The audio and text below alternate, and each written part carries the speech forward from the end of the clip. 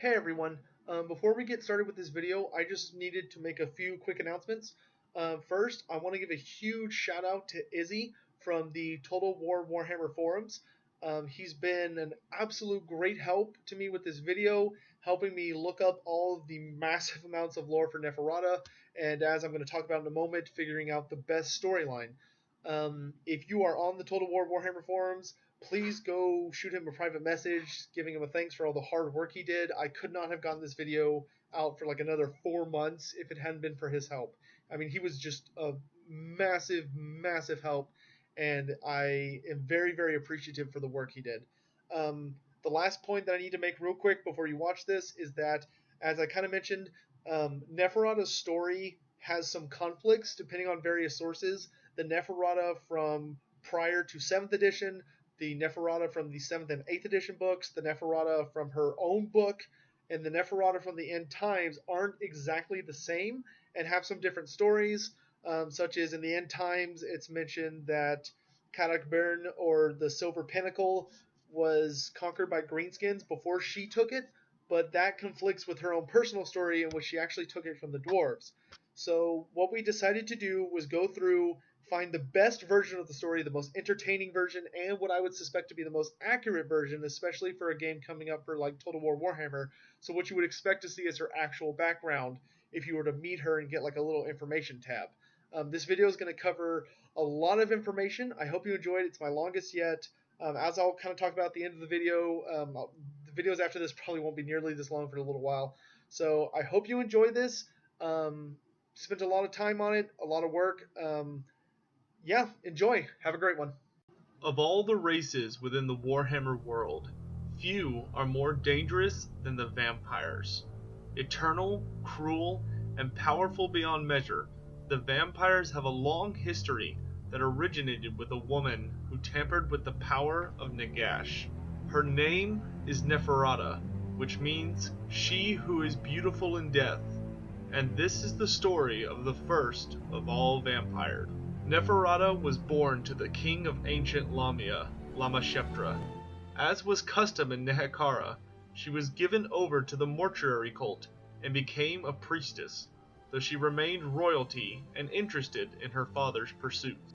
Loremaster was a rather forward-thinking man, and invested nearly all of Lamia's assets into early black powder invented by Cathay. His plan was well timed, as civil war erupted across Nehekhara, for the priest kings had risen up to strike down Nagash once and for all.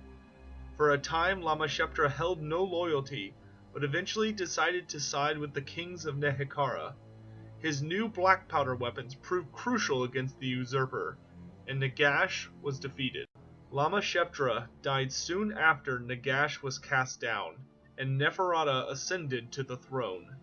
She took a husband named Vashanesh, who left to reforge the trade agreements with Cathay, while her brother Lamashazar went to help with the final hunt for Nagash's minion. Thus was Neferata the sole ruler of Lamia, and she found the position quite to her liking. After managing the city for a number of years, Neferata was reluctant to give up her power when her brother finally returned. She had no desire to return to the role of just a high priestess and a potential mother of heirs. It was around this time that she made a decision which would alter the course of the world. While the other rulers of Nehekhara were doing their best to destroy everything within Nagash's Black Pyramid, Neferata stole into its darkness with a different objective in mind. Through unrecorded methods, she managed to discover a hidden sanctum and found one of the dangerous 9 books of Nagash. She took the artifact and fled back to Lamia, hoping to discover the secret to immortality within its flesh-bound pages. She spent weeks trying to pry the secrets from the most potent of Nagash's books. Using the abilities she had learned during her reign as High Priestess, Neferata began to master the dark arts within the tome. Using every method, the Queen of Lamia finally managed to recreate Nagash's elixir of eternal life. However, due to not having skills or knowledge on par with the great necromancer, Neferata's version was flawed. Although she attained eternal life in youth, The imperfection within her creation caused her to need the blood of the still living to sustain her body. Thus was the first of the vampires born. Neferata found her body increase terrifyingly in strength and speed, able to perform feats no mere human could hope to match. During this time, her rule was solidified as her brother, Lamashazar, attempted to assassinate her, only to discover, to his horror, that she could not be killed so easily by poison or blade. Lamashazar died shortly thereafter from a servant of the vampire queen, leaving the high priestess in complete control of Lamia. She desired a court similar to her in form, so her next act was to craft the elixir for the elite of her city. This is how the likes of Usharin, Wazorin, and 9 other humans joined the ranks of the damned. The last to be turned was the warrior Abarash, who Neferata tricked into drinking the elixir, as she knew he would never consent to it willingly. Thus was the first coven of vampires formed under the Queen of Lamia. Despite not aging and the occasional act of glutting themselves on some poor victim, Neferata ensured that the vampires of Lamia stayed secret. She had learned from the mistakes of Nagash, and wanted to avoid exposing the newly forged undead to their enemies. Neferata learned many things about her new powers, including discovering the fabled blood kiss. This process is a unique experience to each vampire, whereby they can turn another living mortal into a vampire, sharing the original undead's blood. Thus were the earliest Lamian handmaidens born, such as Imentet and Naima. However, the vampires' attempt at secrecy was not a complete success. One lord of Nehekhara knew something was amiss, and rode to Lamia to confirm her suspicions. High Queen Khaleda of Lybaris, cousin of the vampire queen, arrived in the isolated city, and it did not take long for her to realize something was terribly wrong. Neferata actually did love her cousin, but when attempting to coerce Khaleda into joining the undead, the Queen of Lybaris responded by demanding a duel. Neferata was disappointed by this turn of events, but agreed and fought her dear cousin. Although Khaleda was exceptionally skilled, she was a mere human and had no hope of defeating the first vampire. As was demanded by such a battle, Neferata cut down Khaleda, but before her cousin bled out, the vampiress gave the Queen of Lybaris the blood kiss, so that she would join the elite of Lamia in undeath. Khaleda had no desire for such a dark fate, and called out to the Asp goddess for deliverance, and so her prayer was answered, as all of her blood turned to deadly poison. So did High Queen Khaleda die, and Neferata mourned the stubbornness of her cousin. While her brothers and sisters in undeath grew accustomed to their new lives, Neferata took on a strange side project. Believing herself to have been abandoned by her husband who still dwelt in Cathay, she desired a new partner, and destiny provided her with an ample opportunity. The Queen of Raestra, another city in Nehekhara, was pregnant with child, but the priest warned her that the wind of death whispered claim to this unborn prince.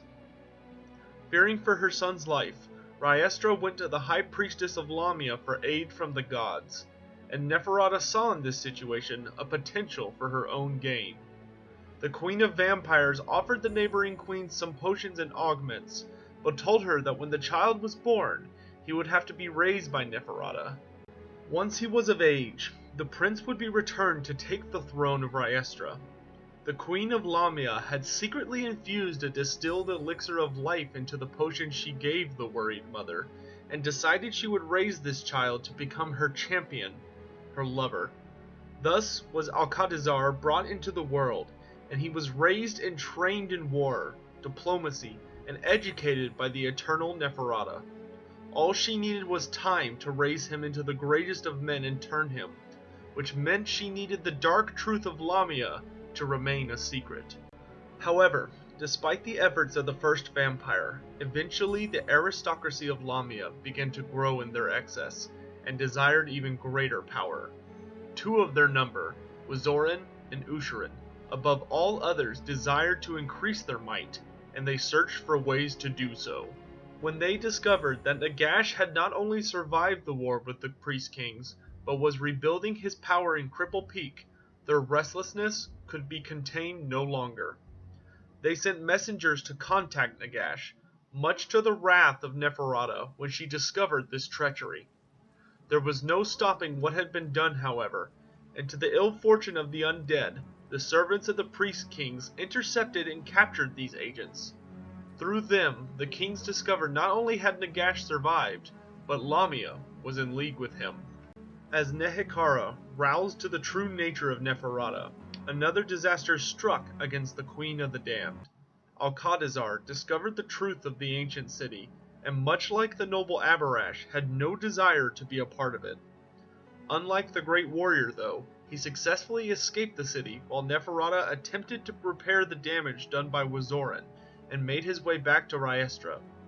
Destiny ensured that Neferata kept her promise to the queen of that city, and Alcadizar returned to his home city where he became king. It was with quite some shock that when the 7 priest kings united to deal with the city of the damned, the Queen of Lamia saw King Alcadizar riding against her. She led the vampires in a great battle at the Sphinx Gate, where the vampires slaughtered hundreds of the Royal Legion soldiers, and raising their corpses to attack former allies. Yet the priest kings had magic of their own, and an army that numbered in the tens of thousands. Eventually, the vampires were defeated, and Lamia's population was enslaved, along with the pyramids shattered. Many of the undead lords were put to final rest, even Neferata barely escaping with her life. Unlike most of her kind, Neferata did not flee north to the sinister fortress of Nagashizar, but instead went east with Naima, likely by sea or the Silver Road, and eventually reaching Cathay. It is at least possible that at some time during this trip she encountered her now estranged husband, but no such encounter is recorded, and the details, if any, are unknown. She resided in the far country for a time, before leaving under mysterious circumstances, though it is suggested to have been a difficult exodus.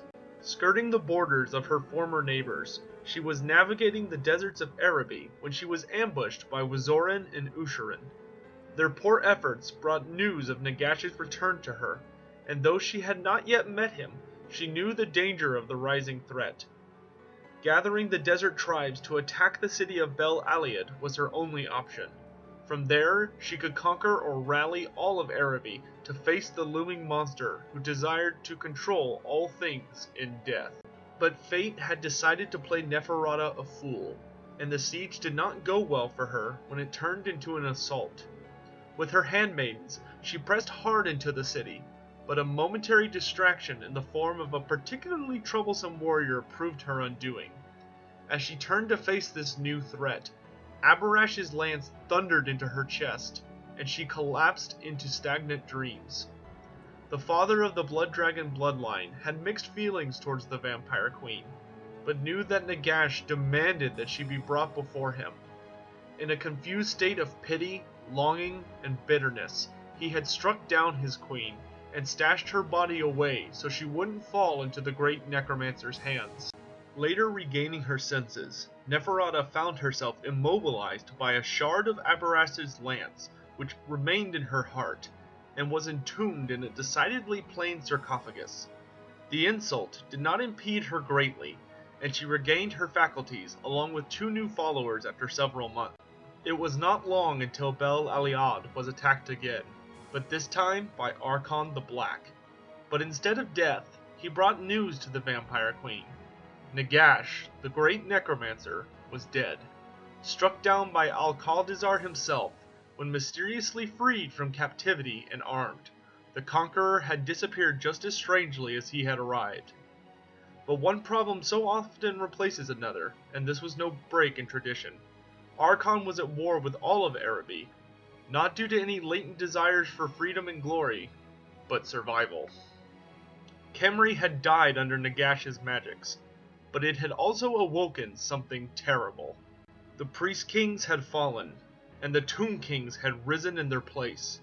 Setra the Imperishable himself would soon return to stalk the moaning winds, but so had an old enemy of Neferata's. and all born of Nagash's power were in great peril. As Araby reeled under Archon's assault, Neferata led her handmaidens away from the largely distasteful fighting in search of a new home. They soon arrived in the so-called Corsair city of Lashik, and followed a frightened barbarian woman from the far north named Ilsa. Eventually, they took ship to the island of Sartosa, known by that name even then.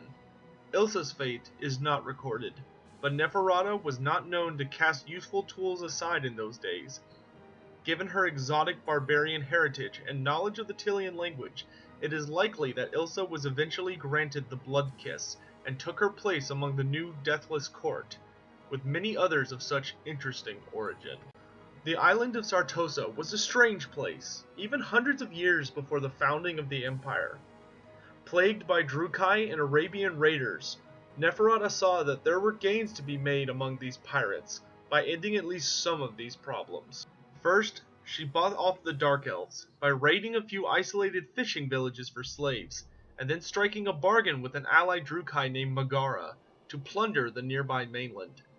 That land would not become the Empire for several centuries, and the Norscan tribes inhabiting this section of the Old World had already grown distant from the Empire's ancestors. Man's disunity was even greater than it would be in the difficult times after Sigmar, and they proved easy pickings for Megara and her lithe underlings. She then followed up by manipulating the political structure of Sartosa, and before long, Neferata found herself with much gold at her disposal, a new handmaiden of considerable prowess, and a seat on the Sartosan Senate for another of her daughter's husbands. But she was also delivered a warning. Her Dark Elf allies warned her that a fleet was assembling at the port of Xandri, and their objective was rumored to be a pale woman recently arrived on the pirate isle. But no matter how haunting the words of Megara were, Neferata simply did not believe that this fleet would ever set sail. Her faith was quite mistaken. When they eventually came, the fleet was even larger than Megara had warned. Almost from the moment that they approached the city, Neferata knew that her cause was lost. As Sartosa burned, Neferata fought her way through the spears, arrows, and sickle swords of the skeletal legions. The seaborne catapults of the Tomb Fleet brought hovel, temple, and palace alike crashing down, the living defenders all but overrun. History records the fleet as led by Setra himself, but it was not the imperishable that she who is beautiful in death met that day. Atop an aqueduct, as she screamed at her servants to fall beneath the sight of an archer line, a staff struck the queen in her silk-clad belly. High Queen Khaleda had found her, and the animated warriors of Khemri circled like vultures when Neferata was blasted into the street below.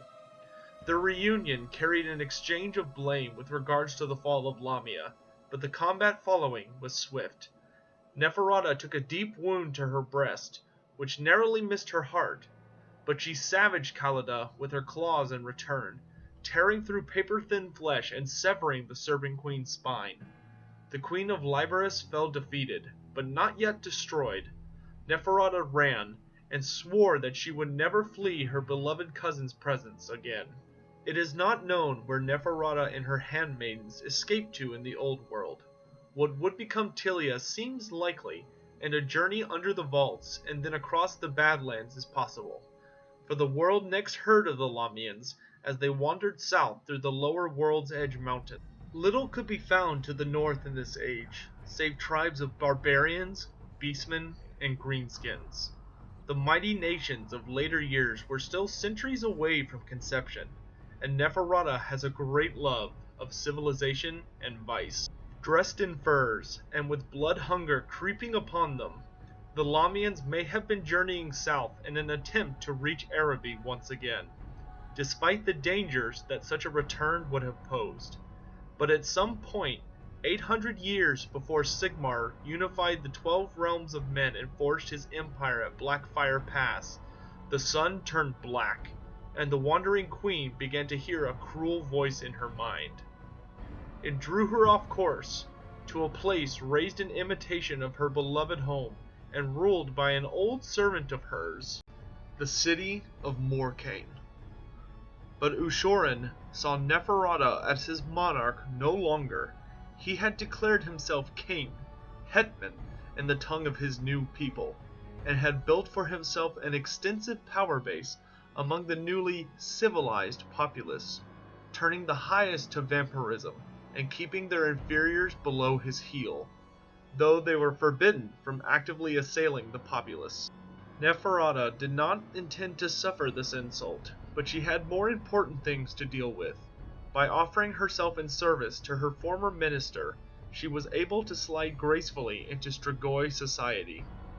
The first vampire's handmaidens took many Strigoi husbands, allowing the natives of Morcane to believe it their choice, for the Lamians had always prided themselves on their ability to whisper commands into vulnerable lovers' ears and learn anything they desire. The mortuary cult from long-dead Nehekara was refounded, the priestesses being granted the blood kiss by Neferata, and many of the acolytes being made into necrarchs, which were the Get of Wazoran, the other elder vampire, who was searching for many of the answers that Neferata herself sought, and a dwarven diplomat from the north was engaged in many conversations within this city. Eventually, after many assassinations, blood kisses, persuasions, and duels, Neferata set out to discover the power that called to her. The nature and the source of her visions were becoming clearer, but her own knowledge was not yet sufficient to master them. The time had now come to enter a place that she had long fought to avoid. The party that she led, Lila, Rasha, and the necromancer Morath, found themselves scaling Cripple Peak itself, fighting off packs of ghouls outside and the Skaven inside. Guided by spells to Nagash's throne room, they found what Neferata sought.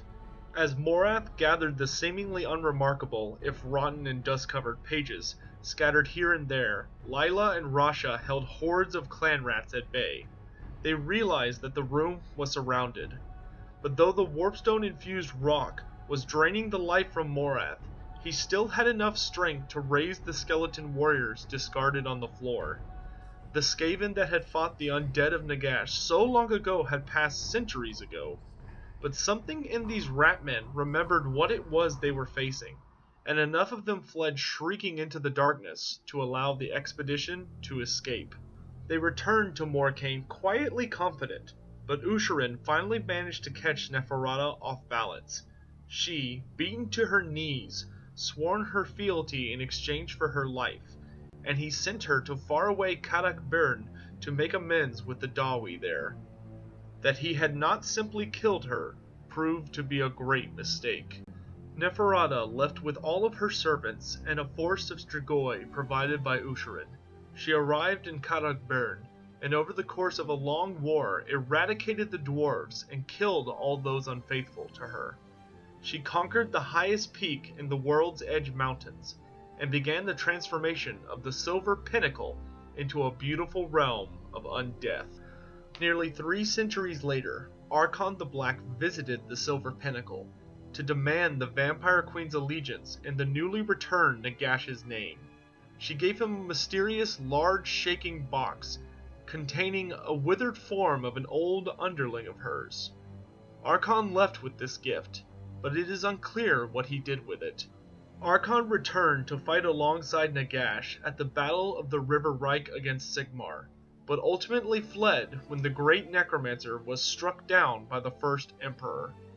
With the defeat of Nagash, the retreat of Archon back to Nehekara, and the binding of Krell, Neferata was the only remaining greater power of the undead. Thus did the old world become hers, as her webs slowly encompassed every growing nation. Now that we've got the history of Neferata out of the way, let's go ahead and move on to her skills. Neferata is the first of the vampires, and has mastered many of their sinister arts no other can hope to match. Her ultimate strength is her gift at beguiling even the strongest-willed men, enthralling them with a single gaze. Despite the fact her appearance up close is cruel and lacking of kindness, there are few even among the elder races that aren't stricken by her beauty. Truly, her allure is one of the greatest in the world, matched only by the lithe demons of Slaanesh, which are desire given physical form. Despite her enchanting gaze, Neferata isn't the strongest wizard among the undead aristocracy. Although more powerful than most of her kind in dark magic, she would not be able to stand up to the likes of elven archmages and Balthazar Gelt. However, rather uniquely among her kind, Neferata actually specializes in magic meant to maim and kill enemies, rather than raising the dead. Although she could be magically overwhelmed by the likes of Manfred von Karstein or Archon the Black, Neferata's true strength is in closer quarters. When it comes to the art of close combat, virtually no creature is fast enough to match the first vampire. She is one of the quickest warriors in the world, able to unleash a flurry of blows in the blink of an eye. She is the fastest of the vampires, even faster than all but the greatest elven warriors. On top of her speed, Neferata is also graceful, able to make battle look like a seductive dance as she slits throats with effortless flicks of her wrist. Only the greater demons of Slaanesh, his keepers of secrets, can hope to match the elegance of Neferata when performing the Dance of Death. Even then, there is a way for Neferata to move faster. Like most, if not all vampires, she has the ability to transform into an animal. The former Queen of Lamia takes on the form of a panther the color of midnight, her razor-sharp claws easily capable of tearing out men's throats in a blur. Far too many have thought themselves safe when they check her dagger and magic, only to be pounced upon by a predator that could rend through steel. While swifter than any of her vile kind, Neferata's strength is nothing unexpected for a vampire. That being said, she is still more than capable of bodily hurling the plate-armored knights of the Empire. She isn't in league with the likes of Krell or Abarash in terms of strength, but only a fool would trust their armor to save them from her wrath. However, strength can be overrated. Often, problems can be solved with a much quieter approach, and Neferata is the master of such tactics. Thanks to the massive Lamian sisterhood, the Vampire Queen maintains ears in nearly every nation in the entire world. Each vampiress is trained to use the art of seduction, beguiling spells, and manipulation to learn every safeguarded secret in the world. Even the realms of the elves and dwarves are not immune to this. She is without a doubt the most manipulative of the vampires, her network of information only rivaled by Morathi's Sorceress Coven and the information-consuming demons of Tzeentch. Of course, the most important aspect of Neferata is her bloodline. Of all of the bloodline founders, none have retained control of their Get like Neferata. She has easily the largest family of vampires, as Lamians maintain agents in every city of note, some cities like Altdorf even having multiple covens. To maintain such a network requires an absolutely massive amount of vampires, far greater than the numbers any of the other bloodlines could hope to achieve.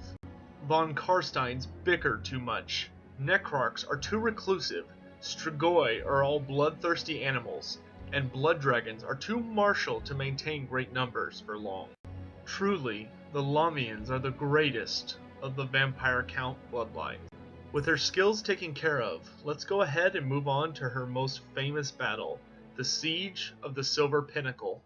Neferata began her assault on the Silver Pinnacle, also known as Karakbern, by bringing news to the king during a public audience of his son's death.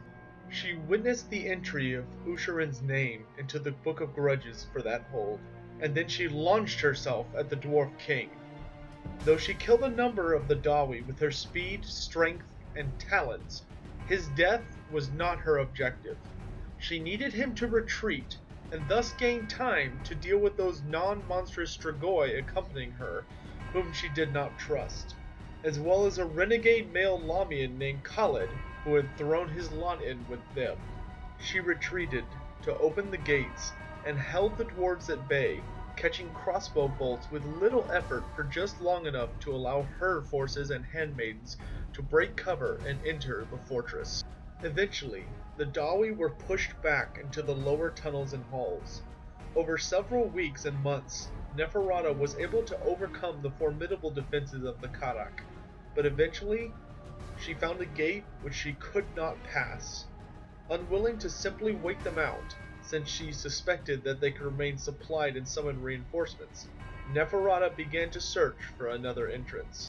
Eventually, she found another entrance in a frozen river cave's mouth, which supplied the great forges and smelters of the mining settlement.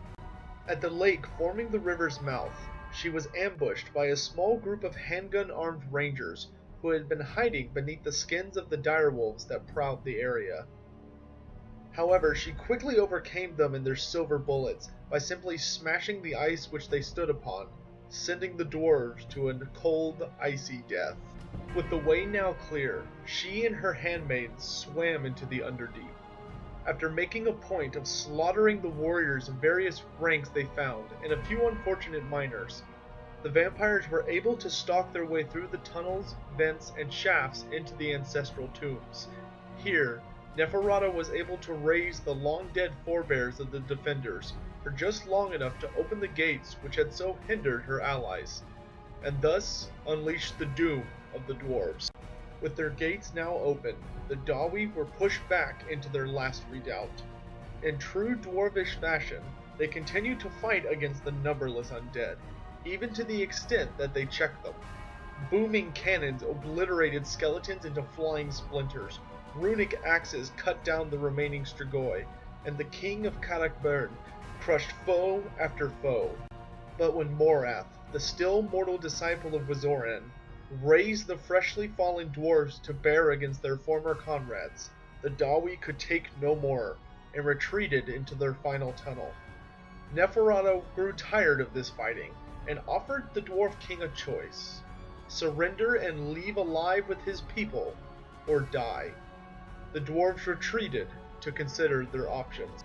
However, as she was waiting for their decision, the vampire queen heard a sudden great number of screams break out from within the nearby temple of Balaya. Neferata raced inside to be confronted with a visage of slaughter. Khaled, the male Lamian, had forsaken Neferata's command and had murdered every single dwarven citizen, with some of the corpses being noted as impossibly small. Enraged at this betrayal and her bargaining chip gone, Neferata launched herself at this Lamian, and their fight began. However, they paused rather quickly into the fight when a great angry moaning broke out from the last tunnel. The dwarves, formerly armored from head to foot as they often are, had cast aside all but their sandals, trousers, and weapons, and they were coming. All of those dwarves had taken an oath to protect their family, their loved ones, and they had failed. Due to this great shame, they all decided to become slayers, and as they came out of the final tunnel to face the vampires, hatred burned in their eyes as they came out to seek either an honorable death or retribution against the undead. With the arrival of the dwarves, a three-way battle erupted in the temple, as the forces of Neferata clashed with the dwarves and the final Strigoi. In the fray, Neferata attempted to apologize to the king. She amended her offer, the dead civilians and an honorable burial replacing her once breathing bargaining chips. No was her final answer. Labeled an oathbreaker, she had no choice but to fight the Lord of Karakburn. As she rose from his impaled form, for it had been a simple fight, Khaled the betrayer launched himself at her. Swinging his Strigoi blade, he met a darting form and screamed. For it was not Neferata who had been cut by his blade, but his beloved sister, a fellow Lamian. She had chosen Neferata's side, and saved the Queen of Mysteries with her own life. Distracted, Khaled was no match for the Queen of Vampires, but he was captured alive. He was sealed away in a box, and after many, many years, was eventually given to Archon the Black as a gift. And thus did Neferata capture the Silver Pinnacle, and the dwarves of Karakburn were no more. Alright, now with that battle of hers out of the way, let's go ahead and go over what makes Neferata Neferata in forms of physical equipment. Neferata actually only keeps 2 weapons on her that are of any note. Both of these weapons are from the Vampire Queen's time as the mortal High Priestess of Death in Lamia, and they are the only artifacts she managed to flee the city's fall with. First is Akhmet Kar, the Dagger of Jet, whose cursed edge screams with the death agonies of innocence. Should a brave champion receive even the slightest of cuts from this black blade, his soul will be partially torn away, forever crippling him, even should he somehow survive the encounter. Second is Aken Seth, the Staff of Pain, whose enchantments add crippling agonies to any sorceries Neferata unleashes. The ancient staff makes the already potent magic of the Vampire Queen more deadly than any can imagine. Although Neferata is deadly with blade and spell, it is her bloodline that provides her true strength. The Handmaidens are infamously beautiful vampires that range from every nation across the world. Each is trained in the art of seduction, manipulation, and extraction. They perform their skills all across the world, able to discover every realm's secrets from loose-lipped pillow talk. 2 example handmaidens would be Imentet and Naima. The one we'll cover is Naima. Naima was a concubine from Cathay that ended up in Lamia near the time that Neferata took over the ancient city. She grew close to the High Priestess, and was one of the first given the blood kiss to serve Neferata for all eternity. Beautiful beyond reason, and exceedingly clever, Naima vanished from Lamia for most of the Vampire Queen's reign, before returning in time to witness Lamia's fall. Despite this unexplained absence, she remained in good graces with the Vampire Queen, and led as one of her greatest lieutenants, even to this day. She was second to enter the Silver Pinnacle after her queen, a position only the truly great and trusted can hope to hold. The last important piece Neferata acquired was after the rise of Nagash during the end times. The great necromancer gifted his 3 mightiest Mortarchs Dread Abyssals. The Dread Abyssals were once the hounds of the Nehekaran underworld before Nagash summoned them. The one gifted to Neferata was Nagadron, the Adavor. This monster was famed for stalking the lowest reaches of the underworld, feasting upon the souls of gluttons. Depending on which myth is observed, Nagadron was either the most patient or the most slothful of the Dread Abyssals, choosing to ambush his prey instead of stalking them. Nagadron, much like those it once chose to feed upon, has no sense of appetite and constantly stuffs itself well beyond the size of its stomach. This has led to the disgusting habit of him vomiting up the half-eaten bodies, some still living, only to devour them again in a renewing cycle of hellish torment. With her equipment out of the way, for those of you that are interested, I'm going to go ahead and go over what happened to Neferata during the end times. She was one of the earliest to suspect that Nagash was going to make his return at long last, for she had heard all sorts of strange things coming around the world. She knew both Manfred and Archon the Black were on the move. However, she knew many things that even they did not. For instance, she knew that the Everqueen's daughter was not in fact the daughter of the Phoenix King, but of Tyrion, and therefore her blood would carry the curse of Anarion, and when Nagash used her blood to come back to full life, he would be corrupted, weakened, and would need to get stronger. So, realizing that she was not in the best of graces with Nagash, and he would most likely kill her as soon as he was raised, she decided to be proactive, and she headed south towards Kanak Azul to find something that she had discovered many thousands of years ago. However, on her way there with the full forces of the Silver Pinnacle, she was ambushed in Skull Chasm by a force of orcs and goblins. Surprisingly, she almost lost this fight, as Neferata was in quite a hurry and didn't consider the greenskins much of a threat, as she had not fought them in many years.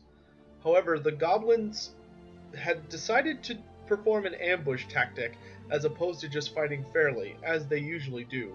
So when Neferata's force went plowing into the main line of orcs, they were suddenly surprised as squigs and even a chimera came rushing out of the tunnels on their flanks and slammed into their armies. However, luckily for Neferata, she wasn't alone in this fight, for none other than Krell came smashing into the greenskin lines with his own army of undead. He had been sent by Nagash to assist Neferata, though for the Vampire Queen it was difficult to tell at first if he was there to kill her or to help her with her quest. However, after the greenskin army was butchered and routed, and he made no moves to confront her, it was fairly safe to assume, at least for a time, that Nagash had more interest in seeing what she was up to. Thus did this unified army of undead press on toward Karak Azul, until they spun off into a very little-known region that contained a gate of one of the ancestor gods. For when Neferata had been wandering north many thousands of years ago, she had discovered this place, for it was the resting place of none other than Valia, one of the 3 dwarven ancestor gods, who was waiting to be awoken so that she might help the dwarves once more. The undead arrived to capture this place, but they found the dwarves already waiting. The dwarves were led by none other than Thoric Ironbrow, the greatest rune lord of Karak Azul, and one of the mightiest of dwarf kind. He had discovered the gate very shortly before Neferata arrived, and was attempting to open it, for if he could open it, he could unleash Valia once more, and the dwarves could possibly survive what was coming. However, Neferata had no intention of allowing the dwarves to accomplish this goal. As the vampire counts engaged the Dwarven army, things grew into a titanic battle in the underground. Eventually, the dwarves received reinforcements from King Cazador of Karak Azul himself. But then there was also a force of greenskins that got involved in the force, and truly things got chaotic. In the end, however, the vampire counts won. Krell himself cut down King Cazador, and Neferata managed to put a wound of great significance on Thoric Ironbrow, but before she could kill him, he slammed his rune hammer onto his anvil with everything that he had, obliterating the Anvil of Doom and killing himself in the process.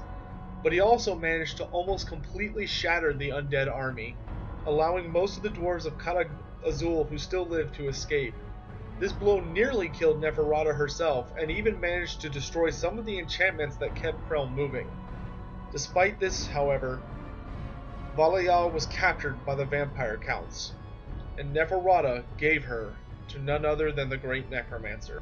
By giving a dwarf ancestor god to Nagash, Neferata was able to work her way highly back into his esteem after he devoured the energies of the ancestor goddess, renewing much of his old strength.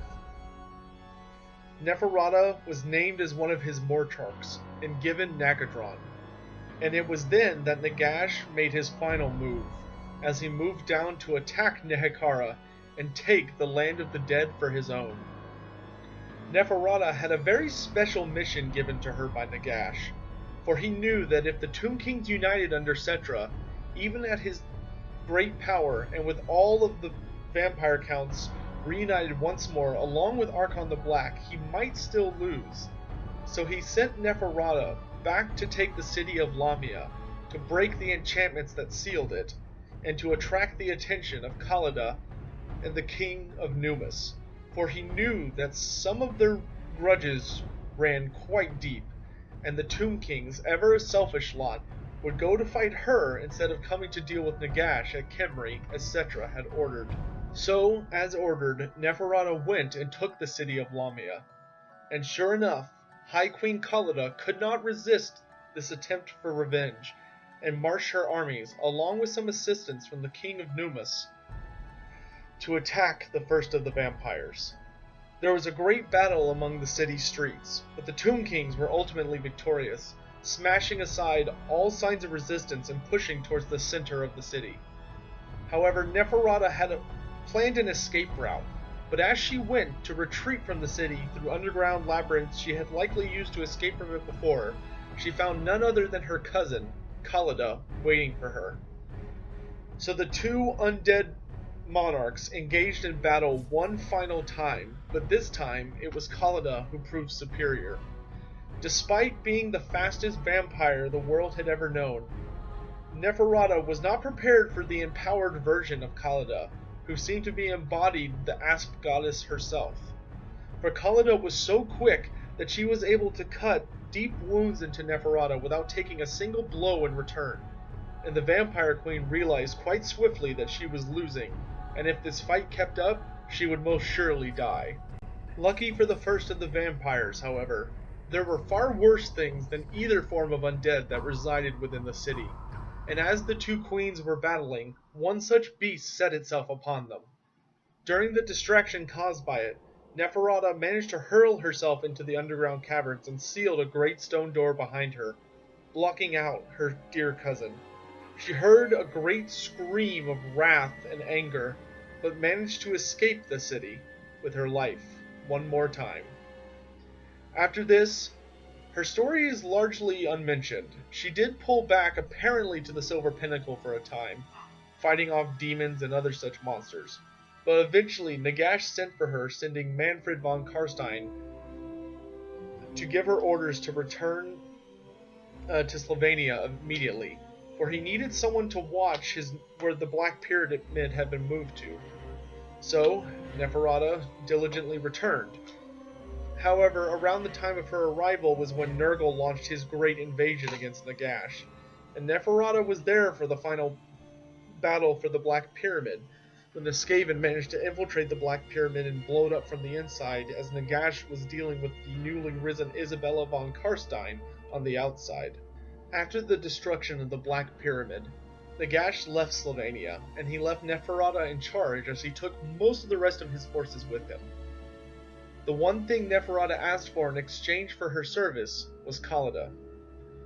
However, this storyline remained largely unresolved in the end times. The only time we see Neferata again after Nagash leaves is at the very end of the accompaniment book for Archaon, or Part 5, in which Neferata shows up in Middenheim at the very, very end of the final battle, and she meets Archon the Black among the debris. The two have a talk, showing that they were close lovers, at least in a past life, and Archon the Black reveals that he's going to do something to try and alter the end of the world, but he does tell Neferata that the end is coming and no one can avoid it. So Neferata takes the newly resurrected and finally returned to her sanity Isabella von Karstein, an event we'll cover in another video, back to Slovenia, and here she, Khaleda, and Isabella von Karstein defend the last remnants of humanity in that area and wait for the end of the world. And when it comes, just like everyone else in the world, they pass. Well, alright, with that out of the way, I'm going to go ahead and get us to the final portion of the video, which is talking about Neferata's possible appearance in the upcoming Total War Warhammer video game. For those of you who got the Humble Bundle that Creative Assembly did just maybe a week or two, a few weeks ago, the Silver Pinnacle, which is where Neferata is actually on this map. It's in the province or region, if you want to call it, labeled the Northern World's Edge, which is near the top right corner. And you'll notice that there is a road that cuts through the region, and just below that to the left is a little island of mountains. Almost directly to the right of that, actually almost where that little road leads to, that's where the Silver Pinnacle is.